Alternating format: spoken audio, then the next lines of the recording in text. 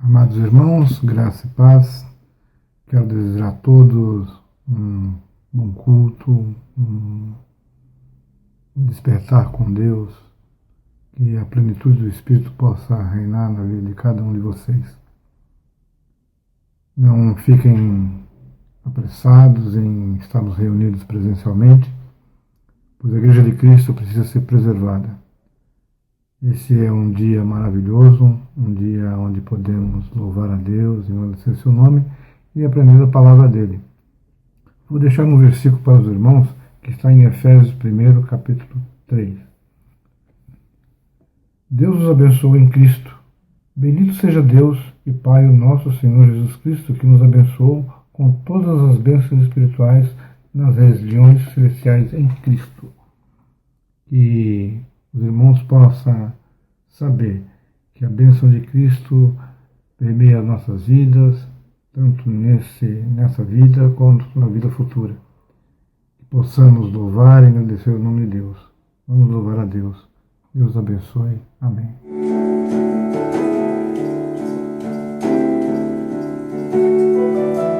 A paz do Senhor é o que nós queremos. Eu quero para mim e para você. O amor do Senhor é o que dividiremos, porque todo este amor não cabe em nós. Eu quero lhe dizer que Deus gosta de você, seja qual for a situação. Eu quero lhe dizer que Deus gosta de você, seja qual for a situação.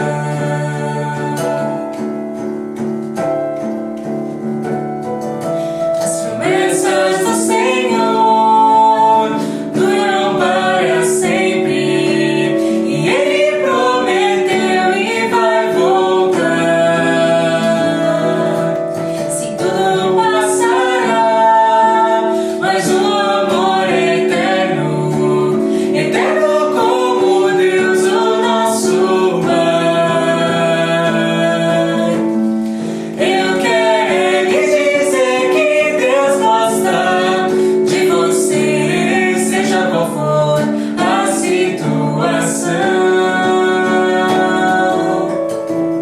Eu quero lhe dizer que Deus gosta de você, seja qual for a situação.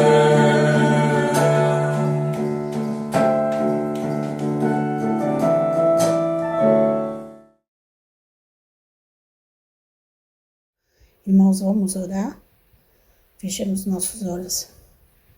Pai amado, Pai querido, Senhor, te agradeço, Senhor, por ter nos permitido viver mais um dia, Pai.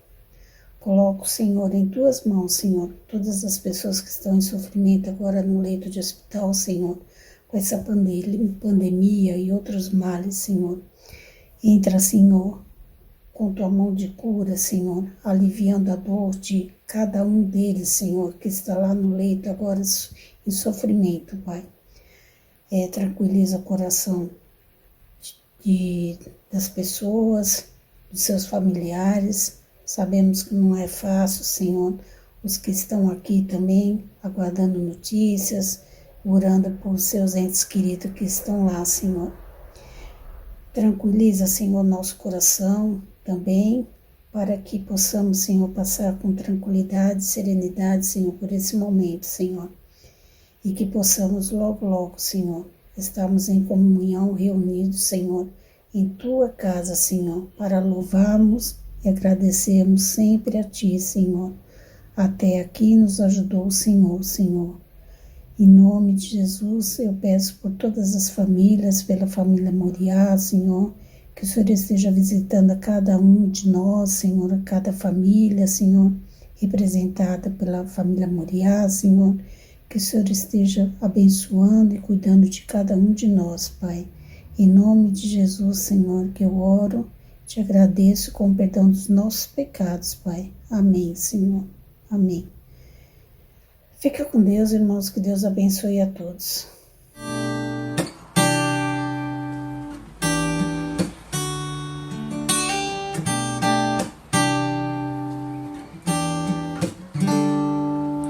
Descende dos altos céus,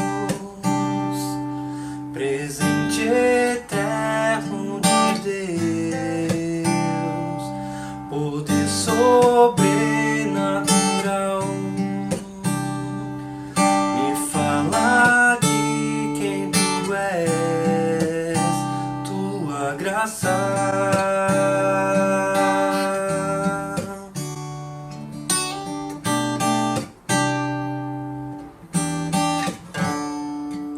Clareia minha visão, é força pra prosseguir, alegra o meu coração, me lembra quem sou em ti.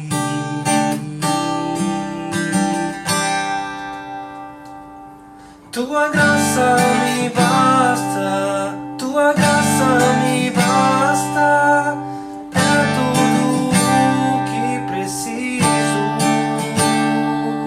Tua graça me basta, tua graça me basta, fortalecido eu sou por tua graça.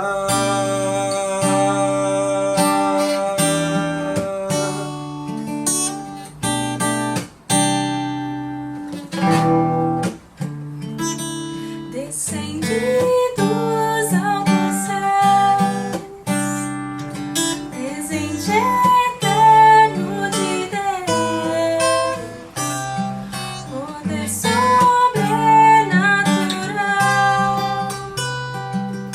me fala de quem tu és, tua graça.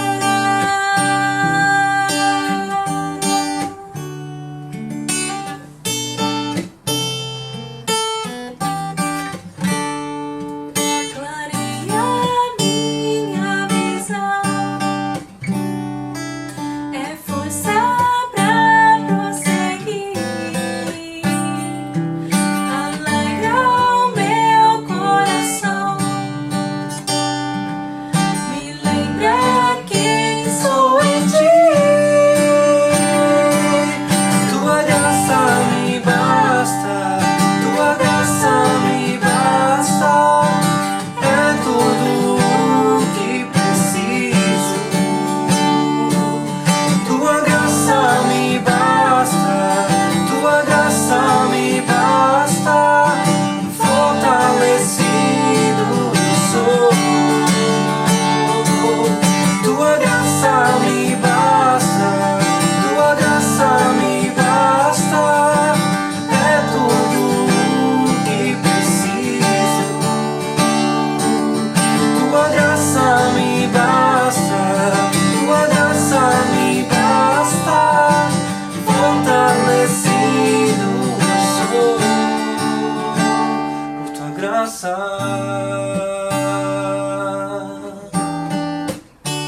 Tua graça.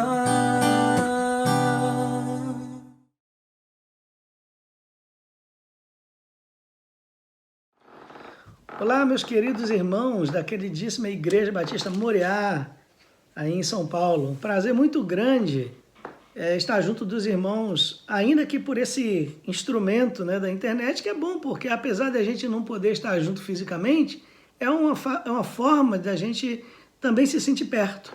Então, eu me sinto perto dos irmãos através desse mecanismo, né, da internet, da pregação, do estudo da palavra, da reflexão bíblica. E hoje eu tenho o privilégio de, mais uma vez, poder compartilhar com os irmãos um pouco da palavra de Deus. Eu agradeço ao pastor Elias, agradeço a Irene também, portadora do convite, agradeço aos irmãos por tudo, ok? Muito obrigado. E eu vou fazer uma reflexão com vocês, um texto extremamente conhecido, porque é um texto que trabalha muito a ideia de missões, embora o tema, eu não quero falar necessariamente de missões em si, mas eu quero trabalhar esse texto de uma forma mais ampla, embora o texto ele tenha um forte apelo missionário, certamente, não há como negar a ideia do texto, né? Que é o texto de Mateus 28, dos versículos 18 ao versículo 20, que é o texto intitulado de A Grande Comissão, quando Jesus deu o grande comissionamento aos discípulos e, por extensão, à igreja. Na verdade, a igreja não existia aqui, mas a gente diz por extensão a igreja porque os apóstolos foram os fundamentos da igreja. A igreja cristã é a igreja apostólica, no sentido de que ela se fundamenta na doutrina dos apóstolos. Por isso que concordo com o Dr. Stott quando diz que hoje não podem haver outros apóstolos, porque se a gente aceitar outros apóstolos, então a gente pode aceitar outras autoridades para a vida da igreja. A igreja se fundamenta na doutrina dos apóstolos. Que apóstolos? Os 12. Esses aqui, os apóstolos as pessoas que se auto-intitulam apóstolos hoje, e eu não quero nem entrar no mérito da sinceridade do coração, não vou entrar nesse mérito, mas mesmo que haja sinceridade, estão sinceramente equivocados, porque não existem mais apóstolos nesse sentido de serem uma referência à autoridade da igreja, tá ok? Como os 12, embora havia na época outras pessoas que tinham a função do apostolado, mas era num sentido diferente, não vou entrar nesse mérito aqui agora, mas no sentido da liderança, no sentido de ser de referência para a igreja, são só esses 12, não existem, são os 12, né? Não existem outros apóstolos. Como diz o Dr. Stott, eu falei, né? Se a gente aceitar novos apóstolos, vai ter que aceitar novas autoridades, novas doutrinas bíblicas, né? E isso não existe mais, e não existe mais. As doutrinas são essas, deixadas por esses apóstolos. Bom, então vamos ler, eu vou ler o texto com vocês, e depois eu vou fazer as reflexões que eu preparei aqui para a gente refletir nesse espaço de tempo, tá? Então, Mateus 28, 18 a 20. Então Jesus, aproximando-se deles, lhes assegurou: toda a autoridade me foi dada no céu e na terra. Portanto, ide e fazei com que todos os povos da terra se tornem discípulos, batizando-os em nome do Pai e do Filho e do Espírito Santo, ensinando-os a obedecer a tudo quanto vos tenho ordenado, e assim eu estarei permanentemente convosco até o fim dos tempos. Bem, essa passagem é uma passagem importante para a igreja, e ele diz muitas coisas igualmente importantes, ok? E já começando então, o contexto dele é o contexto quando Jesus já havia ressuscitado, e antes de ir para o céu, ele se encontrou com os discípulos e deu recomendações aos discípulos, recomendações, podemos dizer assim, finais, e se são recomendações finais, são recomendações extremamente importantes. Então, antes de Jesus ir para o céu, deixou recomendações importantes para a igreja. Mas a primeira coisa que ele fala aqui, quando o texto diz que Jesus se aproximou deles, a primeira coisa é que ele evoca a sua autoridade. Isso mostra uma coisa importante, que a igreja, ela funciona a partir de uma relação entre alguém que comanda, alguém que tem autoridade, alguém que manda e alguém que obedece. Então, quem tem autoridade é Jesus, quem obedece é a igreja. Isso é importante observar porque nos coloca no nosso lugar. Eu me lembro, eu não sei como está hoje aí no Brasil, mas na época em que eu estava aí, então estava muito em voga aquele tipo de teologia em que a gente era estimulado, as pessoas eram estimuladas a darem ordens para Deus, para Jesus, e não aceitarem determinadas coisas. Eu lembro que uma vez eu assisti a um programa de televisão em que o pastor, o missionário, dizia, né? Se Deus não der o que você está pedindo, diga a ele que você não aceita. Não aceita. Então é uma inversão de papéis, porque a igreja funciona entre quem comanda, que é Jesus, e quem obedece, que é a igreja. Quem é o Senhor, que é Jesus, e quem serve ao Senhor, que é a igreja. Não é o contrário. Deus não existe para nos servir, embora Ele nos abençoe. Ele existe para comandar, e nós que existimos para lhe servir, para servir a Ele, servir ao seu Filho Jesus. Isso é uma coisa extremamente importante, como eu disse, para que a igreja funcione bem. Lógico que tem o trabalho pastoral, o trabalho da liderança da igreja, mas a autoridade máxima da igreja, eu falo do ponto de vista pleno, né? É Jesus, e nós servimos a Jesus. Isso é interessante porque a gente vê no Novo Testamento, quando a gente estuda o Novo Testamento, faz uma chamada exegese, a gente vai estudar os termos originais, há pelo menos, a gente descobre que há pelo menos 3 palavras que são traduzidas por servos no Novo Testamento. A primeira delas é doulos, estou me referindo a palavras gregas. A primeira delas é doulos. E doulos é escravo, simplesmente. Que podia ser um escravo involuntário. Então, eu sou escravo porque alguém me comprou. Eu já era escravo, o senhor veio, me comprou, eu sou escravo involuntariamente. Ou então, eu nasci de uma escrava, então já tenho um dono, então não é uma coisa voluntária. Existiam também os escravos voluntários. Por exemplo, eu devo a uma pessoa, eu não tenho dinheiro para pagar, então eu aceito servir essa pessoa como escravo, como paga para a minha dívida. Então, eu não vou pagar em dinheiro, mas eu vou pagar no sentido de que ela agora é a soberana sobre mim, etc. Então, o escravo, o que é diferente de um empregado, que o empregado ainda tem direitos, o escravo não tinha direito nenhum. Então, um dos termos usados é escravo, doulos, indicando que o servo de Jesus é escravo de Jesus e ele não tem direitos. Lógico que Deus nos abençoa, mas estou falando do ponto de vista estrito, ele não tem direitos, ou seja, quem comanda é Deus, é Jesus, não somos nós. O outro termo também é ruperete, que era um escravo, algumas traduções dizem que eram os remadores de galés, que eram os escravos que remavam nas grandes embarcações, e há alguns historiadores que dizem que eram os escravos já condenados à morte.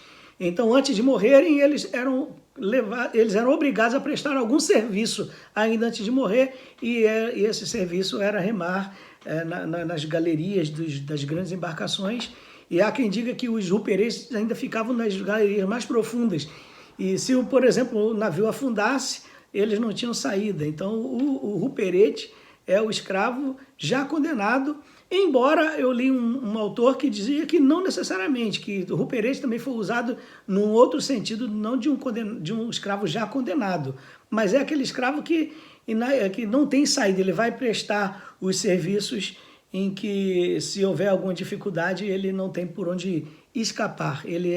Nesse sentido, ele já está condenado também, né?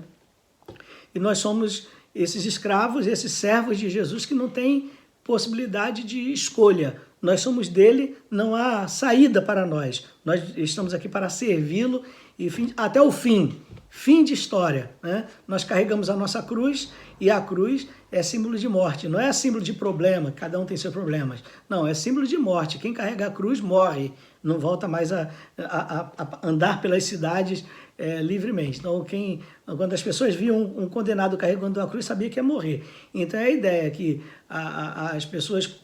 Nós devemos servir a Jesus de forma que as pessoas que nos veem devem entender assim, simbolicamente, já é um escravo condenado, não tem mais saída, ele não vai mais voltar vivo, ele vai até o fim. E o outro termo também é que nós traduzimos por ministros, que simplesmente servo também, ministro era aquele que servia. Mas eu estava fazendo uma pesquisa, estava lendo sobre isso, e o ministro, além de ser o servo de uma autoridade, de um rei, era aqueles que ministravam nos palácios, etc., mas também o ministro também podia ser interpretado como ajudante, no sentido de que ajudava também outros escravos, outros servos. Então, por exemplo, há fontes que dizem que o ministro ele ajudava um outro escravo que, por exemplo, não podia sair do seu trabalho, da sua função. Tinha um escravo em uma determinada função, ele, por exemplo, tinha sede, ele não podia deixar o que estava fazendo para beber água. Então, o ministro servia aquele escravo. Então, o ministro é o servo, e a gente pode dizer também que o servo que serve os servos. né? Então a igreja tem ministros, normalmente atribuídos aos pastores, mas não significa... mas o serviço pastoral é uma função também de serviço. E nesse sentido, nós todos somos ministros uns dos outros. Nós ministramos água, ministramos amor, ministramos ajuda, ministramos o braço, o coração, somos servos uns dos outros. Nesse sentido, como eu falei, todos nós somos ministros. Então, quando Jesus disse, é-me dada toda a autoridade, ele está se distanciando dos discípulos nesse sentido. Eu tenho autoridade, exousia, né? Não é poder. Algumas versões traduzem por poder, mas não, a gente tem a ideia de poder como a capacidade de fazer coisas, transformar coisas, curar, ressuscitar. Jesus tinha isso também. Mas o termo usado aqui, exousia, é a ideia de alguém que exerce autoridade, alguém que tem autoridade e tem pessoas que lhe são inferiores que devem lhe servir, ok? Então Jesus ele evoca para si a autoridade, e se ele tem autoridade, então ele pode dar ordens. E aí ele, no versículo 20, tem umas coisas interessantes, 19 tem umas coisas interessantes também. Portanto, ide e fazer com que todos os povos da terra se tornem meus discípulos. É importante observar duas coisas aqui. A primeira coisa é que a ordem aqui é a fazer discípulos. Os irmãos sabem disso. Inclusive, na última vez em que estive aí, em 2018, preguei na igreja e falei sobre isso, que a ideia original aqui não é de que a ordem é ir. Inclusive, eu também estava lendo, pesquisando, no sentido original, a tradução mais adequada seria tendo ido, façam discípulos. Ou seja, já que vocês vão, façam discípulos. Se Jesus imaginando que os discípulos naturalmente iriam. A igreja não é imóvel, a igreja é móvel. A igreja se locomove. Ela é composta por gente que vai de um lugar para outro.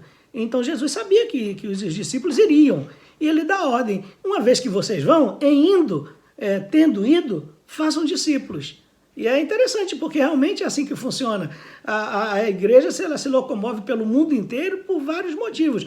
Ela pode se locomover por uma perseguição política. Na época do cristianismo primitivo, no ano 70, o general romano Tito matou cerca de 1 milhão de judeus em Jerusalém e expulsou todos os outros judeus de Jerusalém. Foi quando os judeus perderam a sua pátria, houve a grande dispersão, e nisso que os judeus foram expulsos, os cristãos judeus também foram expulsos. E os cristãos, então, se espalharam pelo mundo inteiro da época. Jesus sabia que isso aconteceria, ou que situações semelhantes aconteceriam. Por isso que ele fala no fim, eu estarei convosco, ou seja, vão vir momentos difíceis, mas fiquem firmes, porque eu vou estar com vocês até o fim dos tempos. Mas Jesus sabia que haveria motivos de força maior que impulsionaria a igreja a ir, os crentes a fugir dos seus lugares, para não morrer e ir para outros lugares, enfim. Então, um motivo de força maior faz a igreja ir. A igreja poderia ir também por uma situação natural de mudança de trabalho. As pessoas mudam de cidade, mudam de país por conta de uma condição de vida melhor, por conta de estudos, por conta de, enfim, uma série de fatores. São decisões pessoais, não é questão de força maior, mas são decisões pessoais. A gente toma a decisão de mudar de país, mudar de lugar, etc. E do ponto de vista da igreja, da missão da igreja de evangelizar, também, se em alguns lugares não há pessoas que foram por conta de uma força maior, motivo de força maior, ou por conta de decisões pessoais de algum crente, então a igreja envia alguém para ir lá, envia um missionário, envia um casal de missionários, envia um grupo, mas a igreja está por trás enviando pessoas para que os discípulos se multipliquem pelo mundo inteiro. Então é importante observar isso aqui.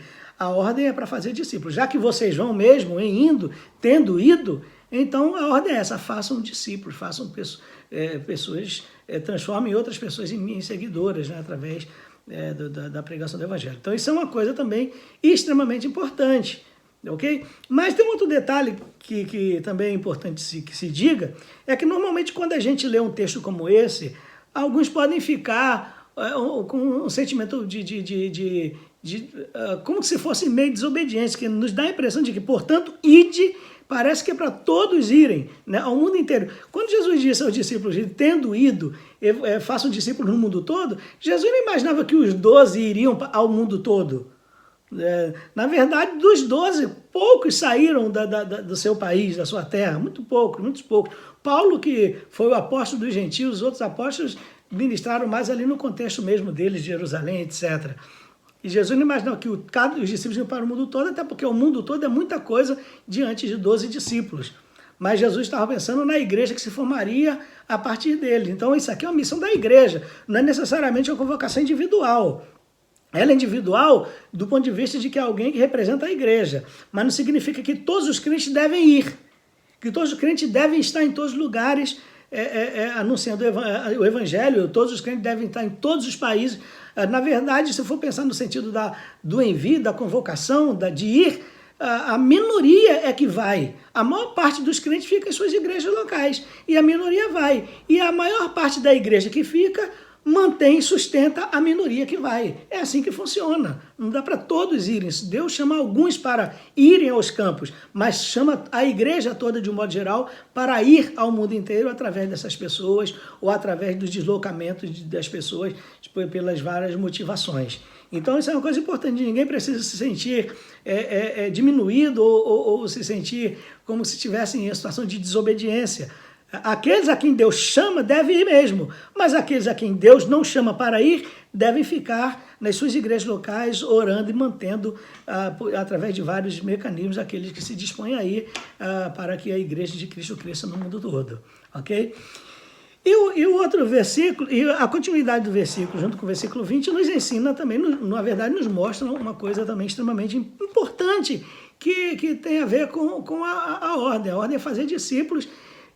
E isso nos faz perceber que a missão importante da igreja, nesse sentido da sua ida ao mundo inteiro, é a pregação do evangelho, né? É fazer discípulos.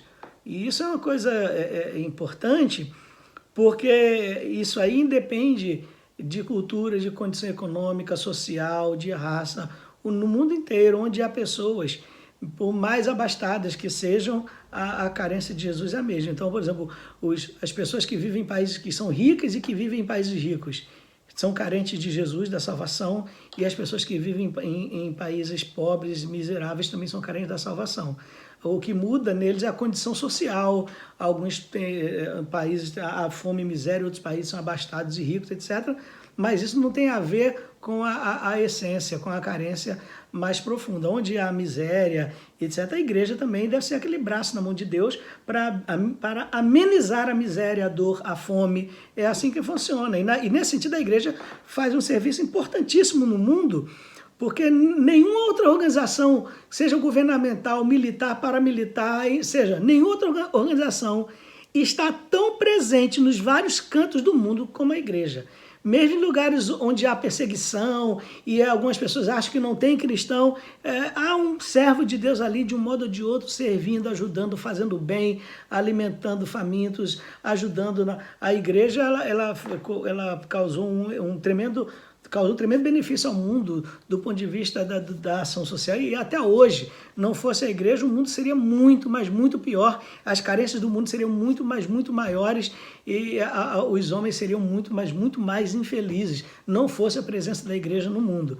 Entretanto, a igreja, ao mesmo tempo que deve fazer isso, porque ela deve ter uma visão total da humanidade, do homem como ser integral, a missão da igreja é fazer discípulos de Jesus, é ensinar o evangelho. Então, não é sociologia, embora ela tenha importância, psicologia, embora tenha importância, filosofia, tudo isso tem importância, mas o que faz as pessoas se tornarem discípulos é o evangelho. O que faz as pessoas serem perdoados dos seus pecados e se livrarem da miséria da alma é o evangelho de Jesus. É isso que tem que ser anunciado, é isso que tem que ser pregado. A igreja não pode abrir mão da pregação do evangelho. Ela tem que fazer todas essas outras coisas necessárias e importantes, mas isso não pode ser em detrimento da pregação do evangelho, como se dizendo, a gente faz isso, então está tudo certo. A gente faz isso, mas para que fique tudo certo, tem que trabalhar para que as pessoas sejam tornadas discípulos, transformadas em discípulos de Jesus. Então a mensagem da igreja ela é extremamente importante, necessária em todo o mundo, necessária em todas as nações, necessária em todos os níveis econômicos, sociais e culturais. É o evangelho de Jesus que faz as pessoas saírem do pecado, da vida pecaminosa, da vida longe de Deus, faz dessas pessoas, transforma todos o ser humano em todos esses contextos discípulos de Jesus e faz com que eles possam alcançar o benefício da salvação também em si. Então, são as mensagens, são mensagens extremamente importantes desse texto da chamada Grande Comissão. A igreja, ela existe numa cadeia de comando em que tem uma pessoa que domina, que comanda, que tem autoridade, e tem os que obedecem, que são os servos, sejam dulos, sejam os ruperetes, sejam os próprios ministros, né? Que é a igreja.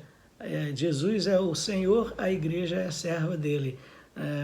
A igreja naturalmente vai pelo mundo todo, de várias formas, e se há algum lugar no mundo onde a gente detecte, como igreja, que não há a pregação do evangelho, então a igreja vai enviar alguém para lá. Se não for alguém naturalmente, por uma adesão pessoal, por uma questão de trabalho, um crente, servo de Jesus comprometido, e chegando lá, faça da sua casa um lugar onde possa anunciar Jesus, no seu trabalho, etc. Se não existe essa pessoa, pelo menos que não se detecte uma pessoa assim, a igreja vai enviar alguém, vai manter essa pessoa e vai sustentar essa pessoa, porque a igreja, de alguma forma ou de outra, deve estar em todos os cantos do mundo. Mas é importante que se diga que é a igreja, como o povo de Deus, não necessariamente um indivíduo. Deus não chama todos os crentes para irem para o mundo inteiro, mas a igreja deve estar de alguma forma presente no mundo inteiro, anunciando o evangelho, fazendo os pecadores em servo de Jesus.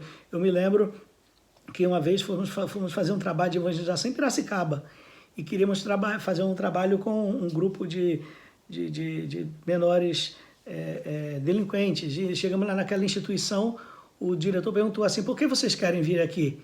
Aí o irmão que estava conosco disse assim: porque a gente sabe que o evangelho que a gente vai pregar para esses rapazes pode transformá-los de jovens delinquentes em servos de Jesus. Aí ele disse: então vocês podem entrar. Nós entramos e fizemos um trabalho lá e foi uma bênção, porque Deus, ele age assim, através da igreja, né, que se locomove, que naturalmente está presente em vários cantos do mundo.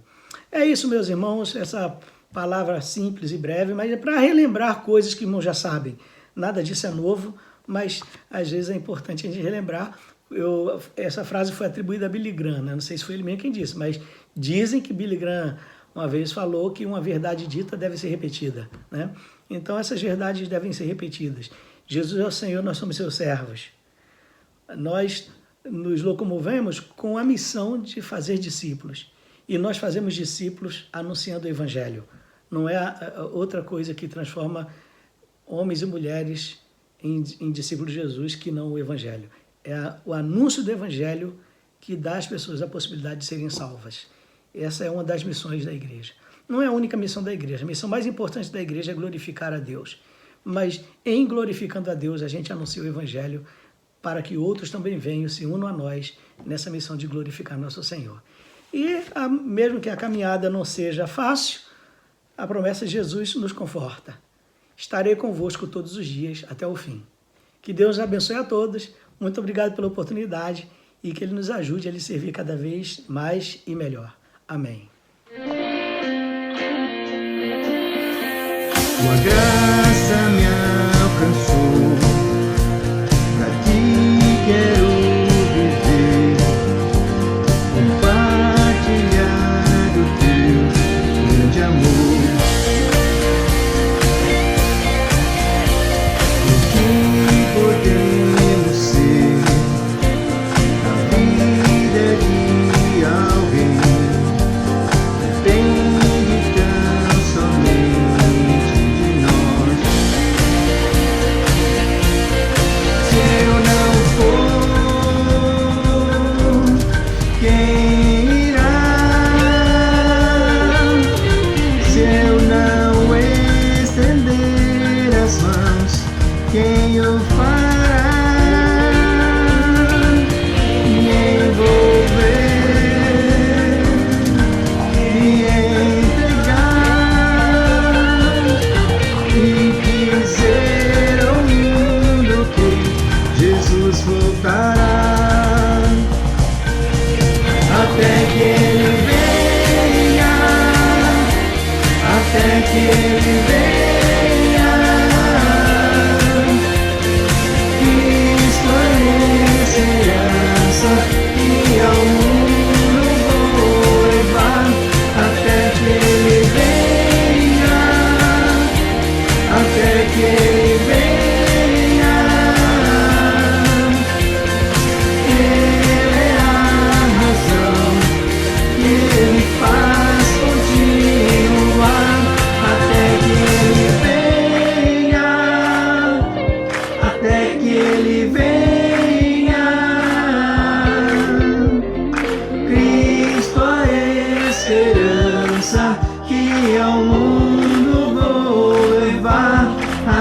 que Ele venha, até que Ele venha.